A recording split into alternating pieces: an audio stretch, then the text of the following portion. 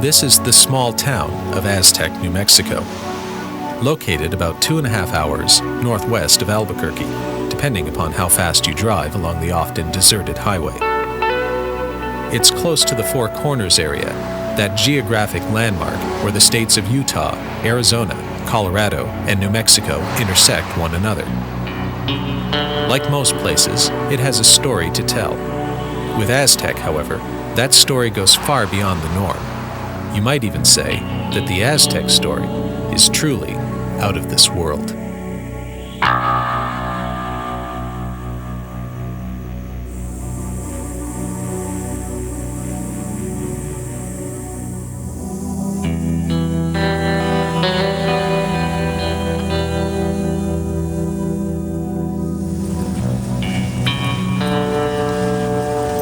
These days, if you told a friend that you were off to New Mexico to visit the site of an alleged flying saucer crash, that friend would probably assume you were headed to Roswell.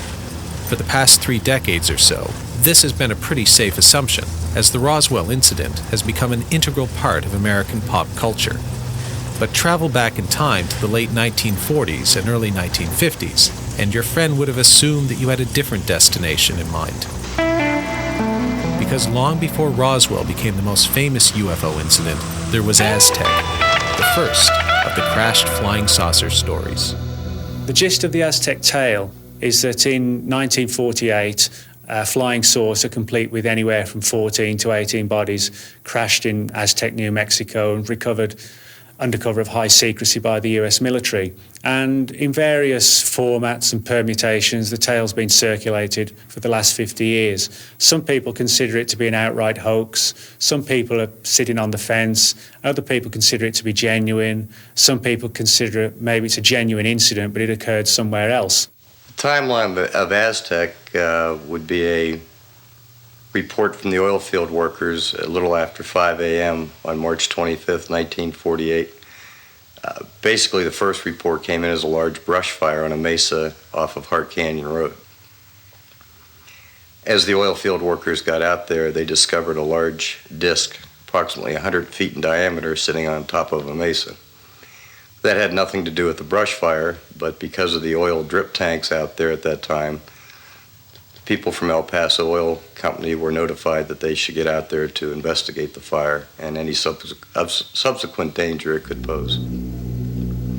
Upon getting out there, they noticed a large disc on the mesa. Military showed up later that day, late lunchtime, early afternoon. The one local law enforcement officer had warned the locals that the military would be there eventually, that they had been notified. Aztec is a fascinating case because it was the original, if you will, crash flying saucer story. And it surfaced first in 1949 in columns written by Frank Scully in the Daily Variety. It ultimately led to a best-selling book that Scully wrote, and I think it sold something on the order of 60,000 copies in 1950 in hardcover, and then it went on to 12 editions overseas, and on and on and on. I mean, it was remarkable how successful it was. It's obvious he struck some kind of real chord. It was also total nonsense, and Scully was either one of these fellows who knew enough not to ask questions he didn't want to hear the answers to, or he was genuinely duped by a fellow named Silas Newton and a sidekick of his named Leo Gebauer, who became known as Dr. G in Scully's book. In Frank Scully's book, Behind the Flying Saucers, which came out in 1950, he tells the Aztec story as told to him by Silas Newton and Leo Gebauer. Silas Newton and Leo Gebauer then introduced Frank Scully to at least 8 scientists that allegedly worked on the Aztec crash. Frank Scully took these 8 people and molded them into one Dr. G. The skeptics like to attack the story if they haven't researched it and say that Dr. G was Leo Gebauer. Leo Gebauer was no more a scientist than anybody. He was an electrical engineer that worked with Silas Newton. More of a glorified electrician more than electrical engineer. Frank Scully in his book plainly states that Dr. G is up to 8 scientists that worked on the recovered UFO at Aztec. Essentially, these two guys were con men who were in the process of trying to peddle a doodle bug, which is an oil and gas industry tag for a device that will find oil and gas, but of course it doesn't. And in his case, it was a machine that not only found oil and gas, but gold and water and pretty much anything the Mark was interested in finding. And on top of that, Gebauer had invented something similar, which also supposedly could assess the health of a person. So this was sort of an all-in-one, do-it-all kind of thing. But what they did, which was unusual and made their little bit unique, was that they claimed that their doodle bug was better than anybody else's because it was using technology that had been taken from the flying saucer that allegedly crashed near Aztec. And therefore, obviously, it was far superior. Dr. G, our friend Gebauer, was supposedly a magnetics expert who was one of those called in by the Air Force when the saucer was tracked into ground near Aztec, where it floated to ground, not actually crashed, and presumably disabled by a high-powered radar somewhere nearby. Such was the claim. Anyhow, the whole thing was a total con job. And it was quickly recognized as such and then really exposed in detail in 1952 by J.P. Kahn, who was an investigative reporter. I think he was with the San Francisco Examiner, if I'm not mistaken. And he did a 4 or 5 month investigation in detail, including managing to con the con man out of an example or a sample of the mysterious metal that the saucer was made out of. It turned out to be the sort of stuff that you made pots and pans out of, actually. But, he was a very, very, very sharp reporter who did a really good job. And True Magazine published his article in 1952 exposing these guys. And this led to the district attorney in Denver, Colorado, prosecuting Newton and Gebauer for fraud and various other sorts of associated charges. Anyway, they were convicted in December of 1952. And basically the whole notion of crash flying saucers went away. And people who take flying saucers, UFOs, seriously for decades wouldn't touch anything like that with a 10-foot pole until Roswell came along. I think where some of the skeptics attack the Aztec story is why would 1, 2, or up to 8 scientists confide with Frank Scully? And that's an important question. But you have to look at who Frank Scully was back then. You have to look at how the media operated back then. We didn't have CNN, we didn't have national network TV. You had a very tight group of journalists, the Dorothy Kilgallons, the Walter Winchells, the Frank Scullys that, quite frankly, were the most credible people of their day in journalism. And that would probably be an automatic person that you would go to break a story like that. The other thing, if you read Frank Scully's writings, the scientists that approached him did not think that was going to be a secret for a long time. They thought that story would break within a year. They were giving Frank Scully a little advance on the Aztec incident. The first UFO-related documentary I made was a biography of legendary Roswell investigator Stanton T. Friedman. If the Aztec incident has a Friedman, that is to say, someone with respected professional credentials who has chosen to undertake a search for the truth about the UFO phenomenon, it is this man, Scott Ramsey, a successful businessman from North Carolina. Frank Scully might have broken the Aztec story, but it is Ramsey who has rescued the tale from obscurity and who has challenged, after years of research, the long-held view that the whole thing was simply a hoax. In looking at the story, that was one thing that intrigued me, was looking at the claims made back in 1950 by these 8 scientists. And one was the secret radar bases. So as we started to look into the claims that Dr. G was telling Frank Scully, and we compare to what we know now, when you go back 50-some years later and look at what we've been able to get declassified from the Air Force, the Atomic Energy Commission, somebody back then was definitely in the loop leaking good information to Frank Scully. It took us over, 50 years now of getting records declassified to back up the claims that they were making in 1950. One was the infamous radar bases, the top secret radar bases that were located in New Mexico. We went out searching for them in 1999, using topographic maps on if we were to put a radar base in New Mexico, where would we put it based on height, direction, location. And out of dumb luck, quite frankly, we found the first one near Alvarado, which is about, I guess air miles, probably 40 or 50 miles north of Los Alamos. We went to the Air Force, Maxwell Air Force Base down in Montgomery, Alabama, and asked for the records on these. At the same time, the state of New Mexico was doing a historical research on anything that had anything to do with the Cold War. So this became a perfect fit. We went down to kind of a dual purpose. They released the records, but we had a problem. The Air Force bases under the radar bases under the Air Force didn't exist till 1950. Well, we couldn't tie that to Aztec because Aztec, of course, was 1948.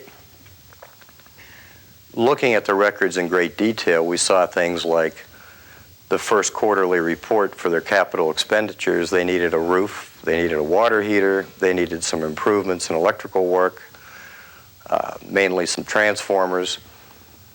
And we asked ourselves a question: if this base was just built, why would they be needing to requisition a water heater, a new roof on a building, and new transformers? So we went back and we did some digging, and turned out that the radar bases were built in 1946, which we have all the historical information on those. The Air Force did acquire the bases from 1950 to 1957, but the Atomic Energy Commission requisitioned the radar bases from 1946 until they turned them over to the Air Force in 1950. There were three. We had Continental Divide, which is out near Gallup, Alvarado, which is near Chalma, Tia Maria area, and Moriarty, which is due east of Albuquerque. That put up a perfect triangle around Kirkland Air Force Base, Sandia National Labs, and Los Alamos, which was the main purpose of those radar bases, was to protect those Atomic Energy Commission installations. Ramsey, who has done a tremendous amount of research on Aztec, he found these places. If you look at the history of the Air Defense Command and the setup of the lash-up radar system, which was the beginning of our whole Continental Air Defense radar system and all of that, there were no Air Defense Command radars at those sites at the time of the alleged crash saucer incident. But he found out that there were radars there, and they were under the control of the Atomic Energy Commission. They had something to do with some sort of vague, feeble attempt to provide for defense against air attack at Los Alamos, the national lab, the bomb lab. As far as the rest of New Mexico is concerned, there just weren't any such radars. They had them at White Sands. They had radars at White Sands for tracking captured V-2s that they were launching down there and other things of that sort. But those were, these were World War II retreads, essentially. There was nothing exotic. What kind of people did they have serving here? Because it looks like a short straw kind of gig for me. Yeah, that's what I thought when I first saw it. I thought, my God, you really had to do something wrong to get here. But boy, you look at the reports, these guys were the cream of the crop. The three bases, they had some pretty impressive resumes, let's put it that way. We looked into the type of radar that they were using at these three installations, and especially Alvarado had a very, very powerful radar. It was an experimental radar for the U.S. Navy. It was a high microwave, which all radars are. They all work on some form of signal microwave. This one was extremely powerful, and we even have the manuals telling the operators the do's and don'ts if aircraft were in the area. Keeping in mind that was a restricted airspace back in those days. This is the old power generation building. They had 5 diesel generators in here. They would pump the kerosene, the diesel fuel in here through the pump station, the pump house right there. And this was backup. These radar units took a lot of electricity to run. And these were backups. You can see from the slabs here, there were 5. Then all the switch gear and all the cabling that would drop down and go over to the bunker next door. So that's the bunker over there, is it? That's the main radar. Let's go take a look at that. Sure. So this is a pretty powerful radar we're talking about. Oh, yeah. When the Air Force took it over, it became the Tia Amaria. And then later on in life, Elvado. Huh. You ready to go in there? Sure, let's take a look. You're not afraid of bats, are you? Well, I don't want to get bitten by one. Yep, this is it right here.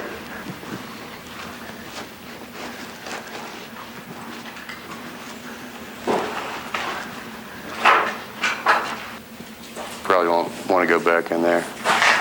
Probably not. I guarantee you don't. And so people speculate that the radar here was powerful enough to interfere somehow with an alien spacecraft. That's a theory. And might have brought it down. Mm-hmm. And they would have had similar radar stations, I assume, down by Roswell. They had one in Corona, and if you read the historical reports we were going through last night, they also had one down at Walker, which was Roswell. Right. Coincidence? Yeah, maybe, huh? If these guys came flying across millions upon millions of miles of space, if they flew from, or billions, if they came from another star and a planet around another star, is it likely that they wouldn't be shielded against the kind of feeble radiation that would be coming out of our radar sets? I mean, how likely is it that they would have forgotten about that particular part of the spectrum? And then they get here and they get shot out of the sky. And people are saying, oh, they're dropping out of the skies. What is all this business? How could a sophisticated craft from far away crash? You know, we had 2 shuttles go, too. Very sophisticated craft.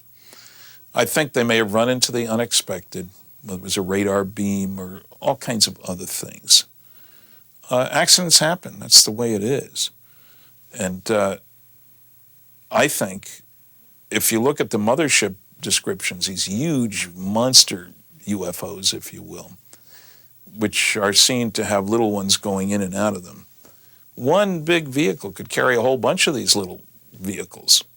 And if they lose one, they lose one. Okay. Explorers, Magellan didn't make it around the planet. His ship made it. He didn't make it. I think that Scott Ramsey has been a forerunner in this and has done some excellent research. When he started, there were a lot more skeptics than there are today. There were a lot of people who said they were crazy, that this was just a scam, there was nothing to it. And he's proved that there were radar sites, secret radar bases that were sending out microwave rays, microwave beams that could have knocked a flying saucer out of the sky and caused it to crash land north of Aztec. And he's proved that fact. So that gives it a little bit more of a validity to me, that there's some truth to these theories when you start getting the government documents in your hand. Another intriguing fact is that the FBI file on Leo Jabauer, which has been declassified, the entire file runs for 400 pages, of which only 200 have been declassified. And many of the documents contained within the withheld material are classified for reasons affecting national security and the defence of the USA. Now, it's one thing for someone to be arrested and convicted for scams and cons and things like this, but it's a big leap for someone to be a con artist, then to find that the FBI considers them a threat to national security. And so this sort of begs the question, do the withheld documents contain far more on the Aztec case than has been published and put into the public domain by the FBI? I think the fact that those files are still classified might be the result of 2 quite different things. One is that they really were involved in some stuff and had some information that for whatever reason they agreed not to talk about, but the FBI pressured them and so forth. That's certainly a possibility. Another is the general FBI attitude, the old J. Edgar Hoover attitude about keeping track of people and getting files and, having power over them. And I don't know which it was. Newton was sharp, no question about that. Whether he stumbled across some things that he shouldn't have stumbled across, I don't know. A number of FBI documents make it very clear that the FBI and the Air Force at the time were following Newton and Jabauer very, very closely. and were literally listening on their every word, were going out to conferences and lectures that both men were speaking at, and wanting to know what the truth was behind the Aztec case. Was it a genuine incident, or was it simply a concoction of these two enterprising con men? It's possible there's something in there that would bear on this and give us some answers, and maybe they would prefer, for reasons which may or may not be legitimate, to keep that quiet. Certainly we can't say, oh, this is real because these con men told this story. But because con men told the story about Aztec doesn't mean that there wasn't an Aztec story to be told, a genuine one, a legitimate one. You have to be real careful about this guilt by association, or genuineness by association for that matter. Con men, government cover-ups, conflicting stories. If there was a theme song for the investigation of the UFO phenomenon, it might well be the Beatles' The Long and Winding Road. The Aztec case is the perfect example of this, both figuratively and literally in the case of Heart Canyon Road, which leads to the alleged crash site. In looking at the story, one of the things that's come under scrutiny is the fact that the skeptics on the Aztec incident claim that the Heart Canyon Road did not exist in 1948. We know it did now. That would have been the stagecoach road back in the late 1800s on the way to Durango. If you go out to the crash site today, follow Heart Canyon on the old stagecoach route, you come up to what they call the Arkansas Loop or the Arkansas Bend. And on top of that plateau is a road cut through, allegedly by the military in 1948, to get the recovery equipment, the cranes and whatnot, down in there to retrieve the craft. So this is the Mystery Road. This is the Mystery Road. Tell me about the Mystery Road. Well, this road, unless it shows up on recent maps, has never shown up anywhere. Right. This is the road the military, or whoever the recovery operation was, allegedly cut to get back here to retrieve the craft. Okay. And this was in March 48. That's right. And this road, now most of the roads around here, you were telling me, it's oil roads and stuff like that. They're marked on the maps, the USGA maps, is it? USGS, yeah. Right. And this road wasn't marked on any of those maps until, if it is marked at all, until recently. Very recently, right. So we've got a Mystery Road. Yep. And over here, we've got a mystery cement block. Concrete pad. Now let's go take a look at that then. Very good. Tell me the story behind the mystery slab of concrete. Well, it really makes no sense why it's even here. It's on the average 9.5 inches thick. We did a core sample right at about a year ago. What we're trying to establish is how old the slab is. Sure. Does it fit into the time frame of 1948? We've got rebar heavily fortified, 9.5 inches thick, rebar all through it. Early skeptics said it was a well cap. We've rolled that out. Obviously, if we had drilled through the concrete, if there was high pressure natural gas under there, we'd know it. So that's what they say. The skeptics said a well cap for natural gas. That's right. And there is gas and oil around here. Yeah, all over. Yeah. But not on a mesa that's bedrock. You go a few feet under this silt and you're going to hit bedrock. Okay. The grouting is of local. It's indigenous to the area. So they didn't truck it in. They just kind of got it. They just used what was laying around here. So if you're coming down the road, you're in a chop, you're in a hurry, cutting a quick road. Something's happening real quick. You just pull what you can find. That's right. From the local area. Okay. Bring your Portland cement and your forms and rebar and be done with it. Now, what's it doing here, though? Why, if there was a crash site and all of this, what is this? When they cut the road, as you can see to this day, it's very silty. They had trouble with one of the crane arm supports, one of the legs of the crane. And the story goes they had to pour this because the leg would just keep going into the silt, which, as you can see around here, is still a problem. Sure. I mean, if you can just walk over here and take a look at the silt. I wouldn't want to put a crane on that. Nope. All right. So you got a mystery road. Yep. You got a mystery slab. Roads allegedly cut by the military to come in here. Crane slabs allegedly put here to support, or the slabs allegedly put here to support a crane. Yep. What's the crane recovering? allegedly. A flying disc, allegedly. A flying disc. Now, where's the flying disc? All right. Well, we don't know where it is now, but where was it back then, allegedly? About 200 yards straight through. Well, let's go take a look. Works for me. Watch your footing. Yeah. Got any snakes around here? Not this time here. The recovery group that was sent out to Aztec was a hybrid recovery that had been formed after the Roswell incident because the Roswell incident had been so badly botched with a news release. Basically, a lot of people at the base being aware of it, the newspaper running an article.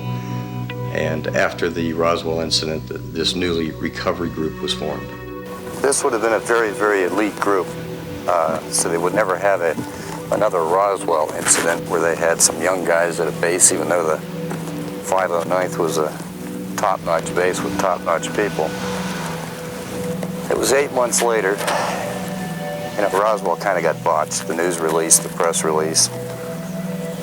And the old timer I talked to that was in air intelligence said that we were dealing with a much more mature crowd back then, late 30s, early 40s.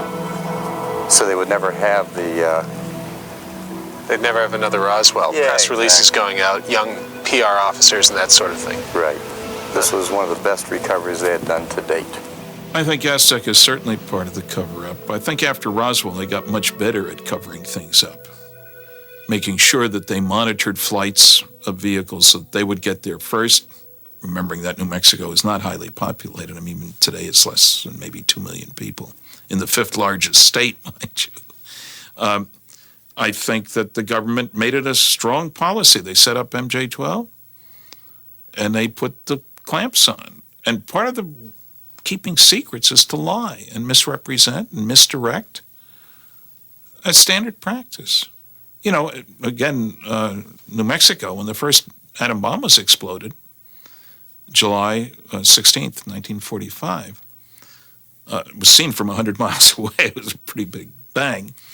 There were articles in the newspaper. Ammunition dump blows up. Nobody injured, fortunately. I've got some of those articles. They got good at covering things up.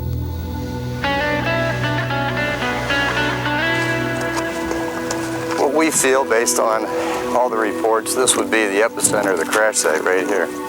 It was virtually intact. Right. So was it a soft landing? Was it a crash? We don't know.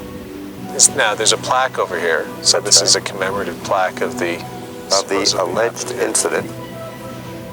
Recovery at Hart Canyon. On or about this site on March 25th, 1948, the spacecraft of origins unknown crash-landed on this mesa. The 767th A&W radar base in nearby El Vado, New Mexico, tracked the errant landing to this site. A high-security recovery operation took approximately 2 weeks, with all remains being taken to Los Alamos, New Mexico, for scientific study and evaluation by some of the world's leading scientists. And Los Alamos is what, 2 hours from here? 2.5? Yeah, about 127 miles as the crow flies. Sure.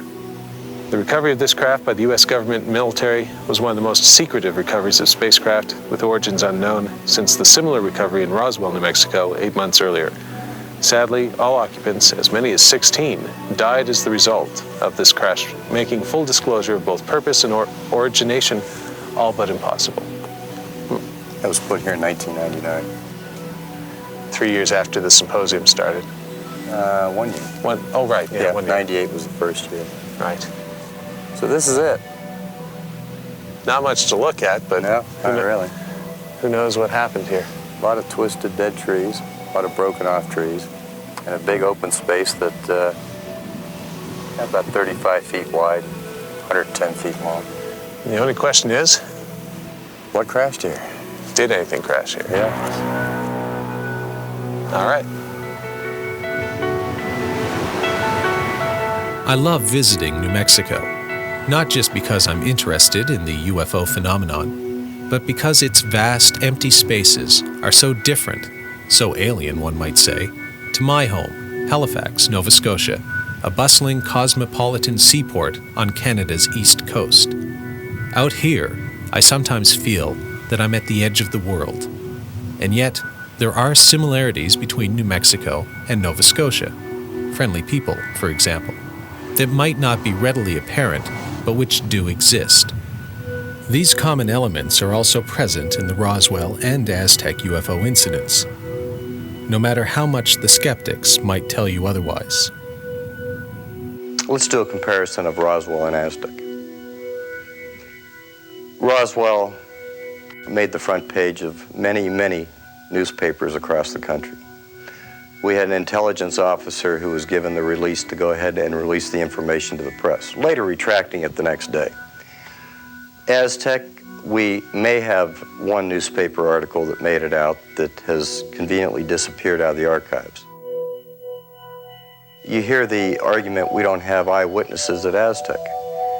Well, we didn't have eyewitnesses 4 or 5 years ago. We have eyewitnesses now. Unfortunately, some are deceased. One key eyewitness that we had, and he's deceased now, was Doug Nolan. Grew up in the Four Corners area. At 19 years of age, worked for the El Paso Oil Company. Was in his truck that day, that over the radio, they had an old Motorola radio in the truck, traveling with his boss, Bill Ferguson. They were called on the radio to get out to Hart Canyon because of the brush fire, the infamous brush fire we hear about. Upon arriving at the crash site, they were told by other workers the brush fire is on one side. They were worried about a drip tank getting ignited in the brush fire. Upon arrival there, other oil field workers told them that it's not the brush fire you got to see what's laying up on the mesa. Doug went on to tell us all the locals that were there, the 2 police officers that were there, his boss, Bill Ferguson, who's probably deceased, although we're still looking for him.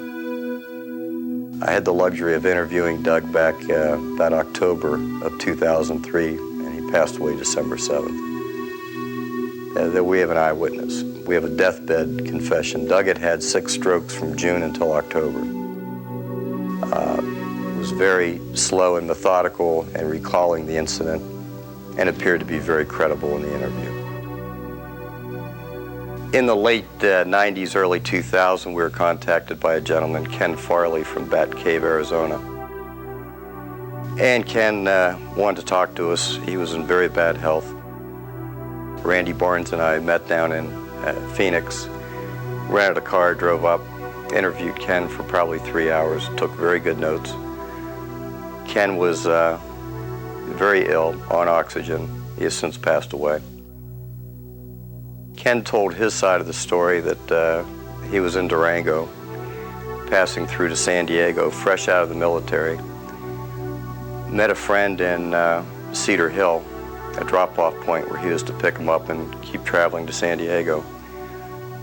His friend told him there was a lot of commotion going on out on Hart Canyon Road and they thought an aircraft had gone down. Ken and his friend got to the crash site and walked out to the western side of where the disc was. And at that point, a group of people from Aztec, the oil field people, 2 law enforcement officers showed up, who were already actually at the scene. And we found Ken's story believable, but we had a hard time digesting the 2 police officers. We figured today if you were out there and you called 911, you'd be lucky to get 1 in a reasonable time frame. No disrespect to the local law enforcement, but it's out in the middle of nowhere.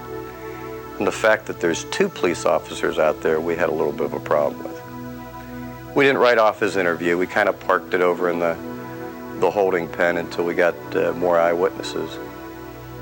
And then in 2003, we contacted Doug Nolan, who had contacted Bill Steinman. It was one of the leftover leads Bill never got to after the book was published.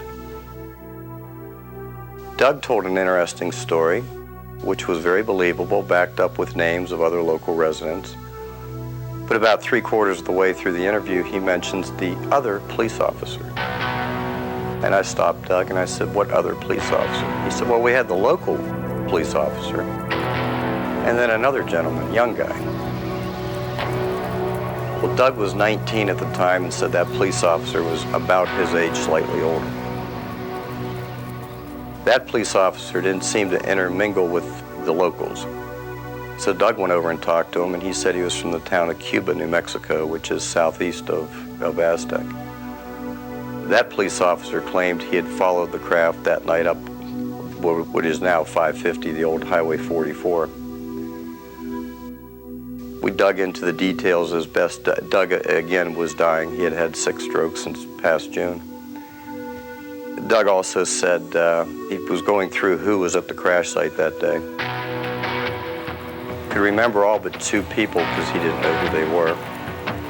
And I asked him who, and he said 2 young guys, maybe 3 that stood at the western side of the crash site.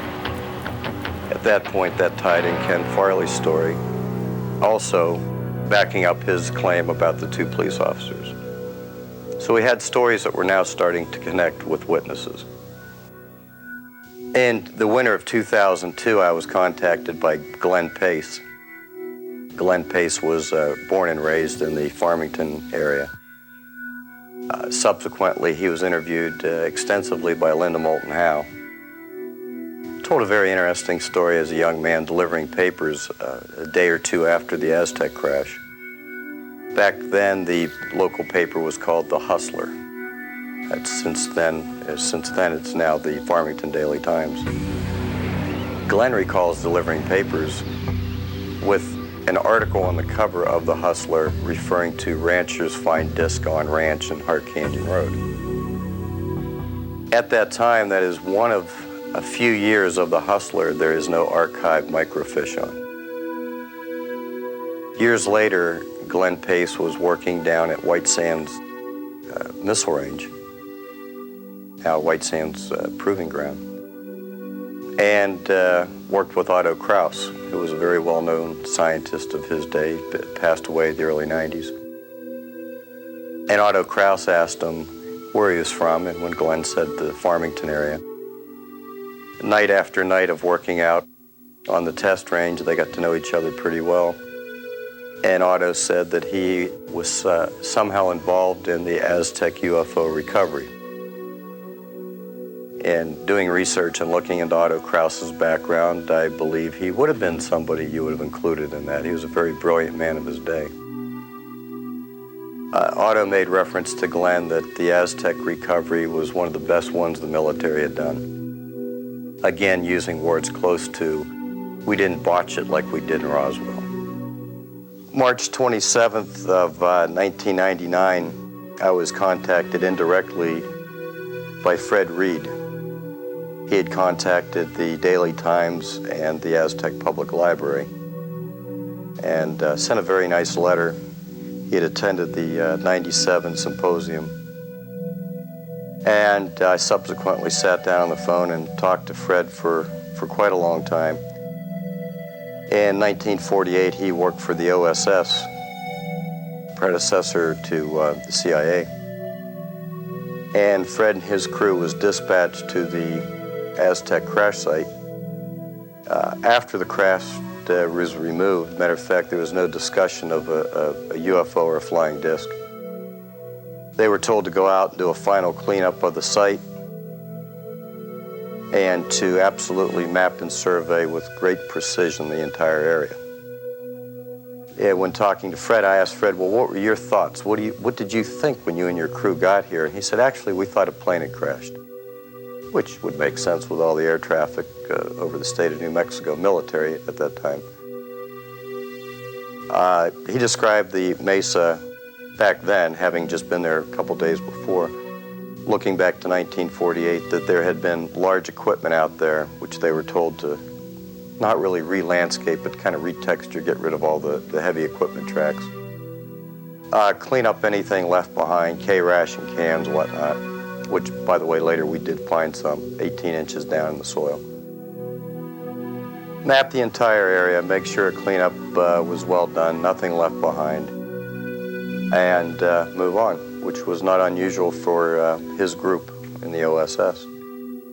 Years later, Fred was talking to some senior officers on what happened out at Aztec, and it was eluded that it was a rather large flying disc. They never came out and said that. It was a gentleman he befriended that was senior to him. But interesting, that's They were actually sent out to do a cleanup. And some of the interesting things that Fred enlightened us with, we've always had a question of the cut-in road, the mystery road, and the concrete slab. And Fred said in 1948 it was quite evident that that was a fresh cut road. And the concrete slab, which again was used to aid a crane leg, support leg, to get some object off the mesa. Fred and I made a date to sit down and have lunch and go over his service records and kind of go into the story a little bit more.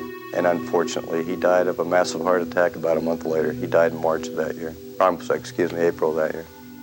A lot of skeptical people will come up to me and others and say things like, well, you know, do you really think that the government or any government could hide something as monumental as aliens for 50 years?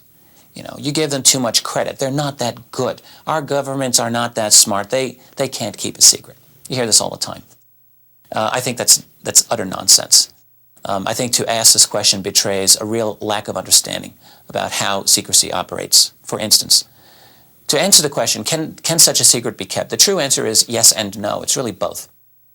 It is yes, first of all, in the sense that secrecy protocols within the military in particular are extreme. Penalties are extreme. You sign away your constitutional rights in many cases when you are exposed to very, very sensitive classified information. And in many cases, this is binding for life. So it's not that easy to go talking about what you've experienced. But the answer, in a sense, is no, in the sense that leaks do occur. Leaks have always occurred regarding UFOs, right from the late 40s right on through to the present day. Stuff gets out. That is true. However, the real issue is if you're trying to manage this problem and you're trying to control the UFO problem, the real problem becomes not to slam that lid down 100%, because that is impossible.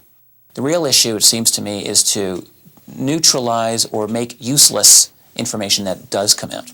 How do you do that? One of the good witnesses that we've located who wishes to remain anonymous is a gentleman that I divulged to you. And he was not at the crash site, but worked behind the scenes out of the Roswell Army Airfield.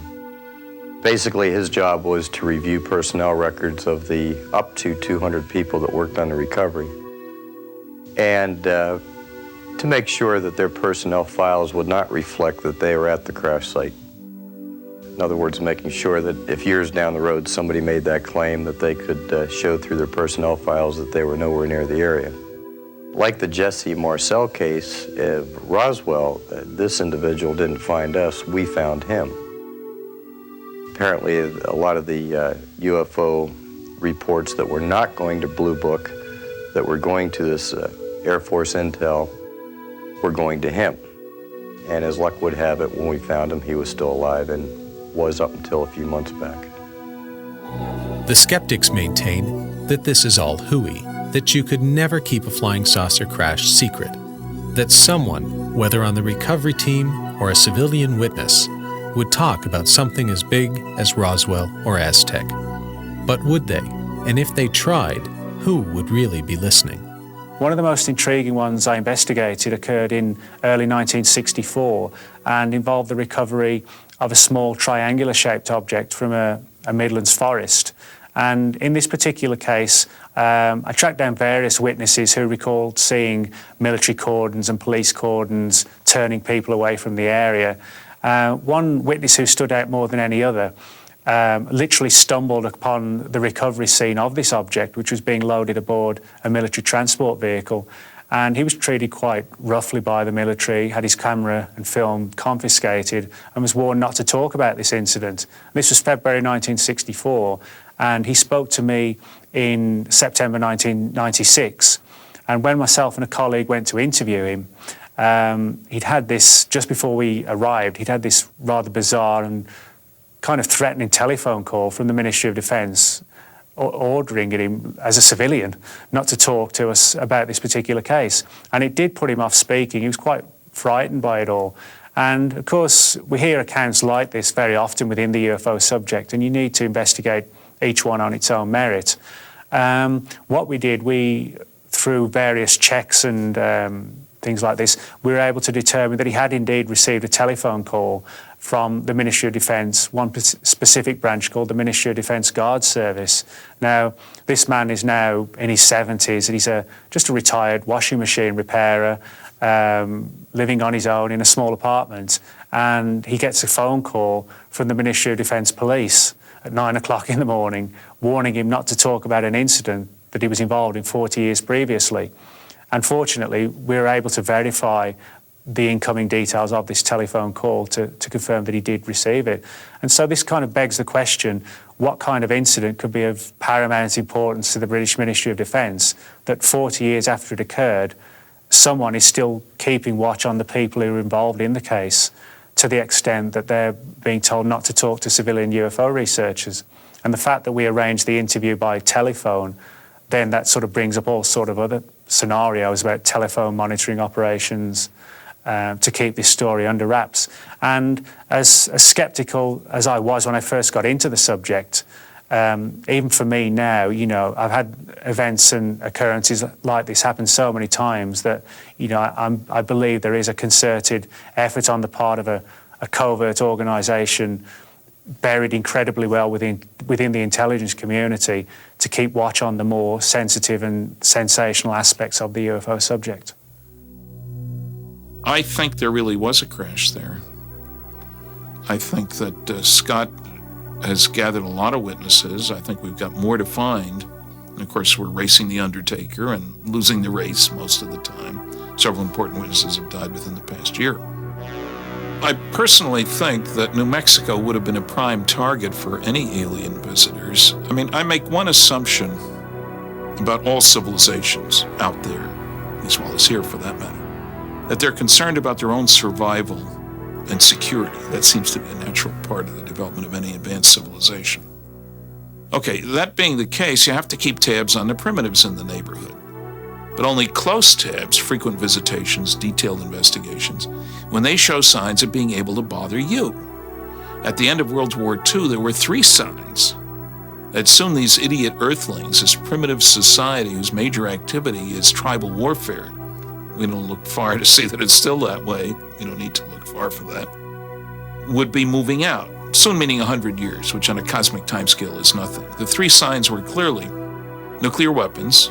You measure the radiation in the atmosphere, it's easy to find.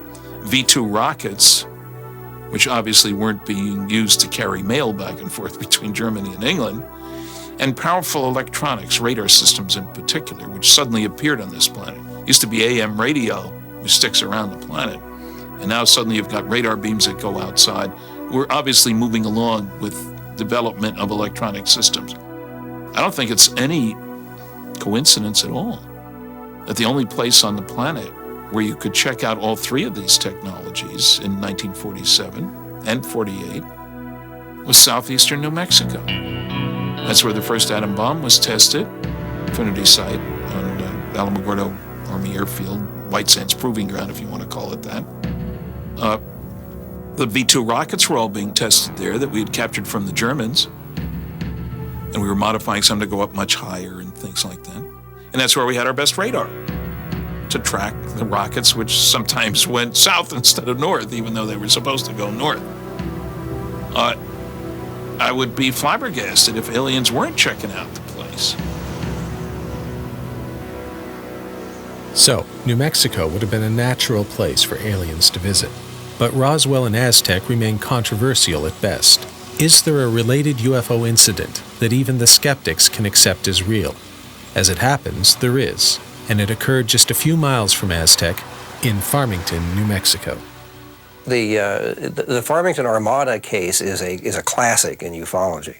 In March of 1950, a large number of people in Farmington, New Mexico, which at that time was a lot smaller than it is now, I mean dramatically smaller. I think now it's about 30,000, and we're dealing in those days with maybe 3,000 people, if that. In any case, what they saw were literally hundreds of objects circling in the sky and zooming back and forth in formation, and most people describing them as being shaped like dinner plates, classic flying saucers, including one that was bright red. All the others were silvery. And the bright red one is interesting, particularly because as it led a group of these saucers away from Farmington off to the southeast, roughly, almost, actually more due east, but just a little south of that. A few minutes later, before any of this could hit the news wires or be on the radio anywhere, in Las Vegas, New Mexico, a group of postal workers were outside taking a break or something and looked up and saw a group of saucers whizzing over, and one of them was bright red. I think these people did see, indeed, who knows, was this a rendezvous point? Were they all dropping down from the mothership and then heading out to the 4 points of the compass, or what they were doing? I don't know. But I think they really did see something quite real. The Farmington Armada, which involved lots of people seeing lots of stuff up there, lots of vehicles, if you will. Half the town, I guess, saw these things. Dr. James E. McDonald did a detailed investigation, found loads of people who'd seen things. Maybe that was the gathering place. I don't know, Four Corners area there? Who knows why they were there? I mean, who knows why people picnic in a certain area? I don't know. And it may be a staging area. Okay, you guys check out the nuclear weapon sites over there. And remember, pretty soon we were building testing nuclear weapons in Nevada, which is the other way from Farmington toward Roswell in the other direction. They had a great gathering laying out their plans for further reconnaissance. And it was taken seriously by the Farmington Daily Times, as you can see by this headline, which ran on Saturday, March 18th of 1950. Huge saucer armada jolts Farmington. There were several witnesses to the event, and Lincoln O'Brien, the publisher of the paper, actually sent a telegram by Western Union to Ken Purdy of the True magazine. Whole city, Farmington, New Mexico, where we own daily, sees large force flying saucers. Airmailing you full reports. Story terrific, not fully developed. If you want to send man to Farmington, we will assist him in every way. So it was taken seriously at that time, and I think that was probably because there had been so many connections to UFOs in the late 1940s and early 1950s. And there are some people who believe that this saucer armada was actually connected to the crash at Roswell and at Aztec. We had the crash at Roswell in 47, the crash in Aztec in 48, and then the flyover in 1950. And several people believe that the saucers flew over in formation as a salute to their fallen comrades, because it did happen in March, the same month that the Aztec crash was reported to have happened. So, crash site here, we've already been up there. Saucers came in, which direction allegedly? The story says from that direction, over Bloomfield, Blanco. Right. Came right through this tree line right here where all the trees are damaged and twisted. Came to rest right in here. Down in here. So there it is, the Aztec UFO incident, the first of the crashed flying saucer tales. But is it a fraud perpetrated by a couple of clever con men on an unwitting journalist? Or is it part of the greatest of all government conspiracies? The truth, as so often seems to be the case in the UFO field, remains a mystery. It is up to you to judge the evidence. I'll give the final word, however, to Scott Ramsey, the man most responsible for bringing that evidence to light once again.